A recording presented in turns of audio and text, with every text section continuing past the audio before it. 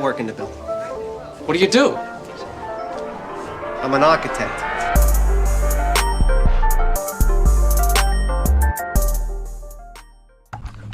It's the architect. Weekend, some changes passed, and I just want to say Errol Spence Jr. is the truth. He went out there and proved it by destroying Chris Algieri. Now, I had a couple questions about Errol Spence, which I thought were valid. I wasn't attacking him. I just wanted to know if he really was real, if he really is the truth.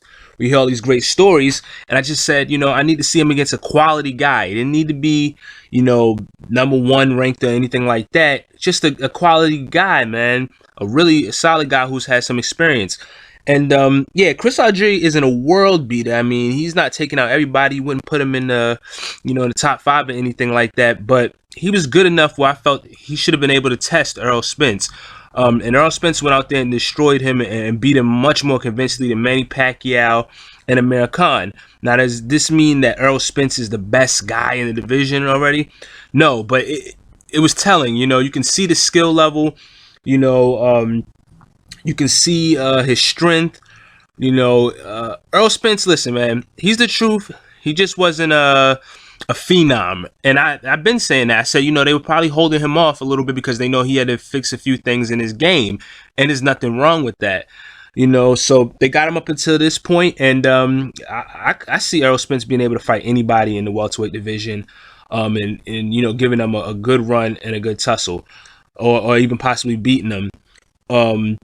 It's a number of guys I'd favor him over in the welterweight division. I mean, to me, he proved a lot in this fight. Like I said, I didn't think I thought Chris Algieri would give him a good fight based off of what I've seen.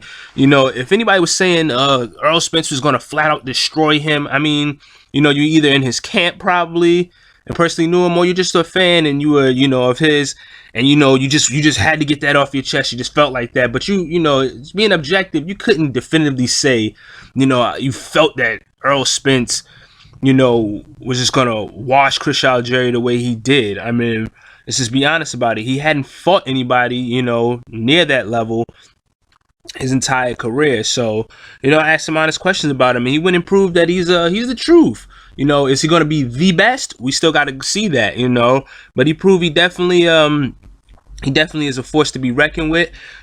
Kell Brook, fights mandatories. He's in line. Errol Spence still has to fight an eliminator fight. I know Kell Brook wants those big names, but so I'm not gonna kill him too much. He definitely says he wants the big names now after fighting a lot of mandatories. The IBF makes you fight your mandatories. So let's see if Kell Brook tries to weave around this when it comes time that he has to fight Errol Spence. I'm not saying he will try to avoid him, but it's gonna be a tough fight. I think from what I'm seeing, I don't really give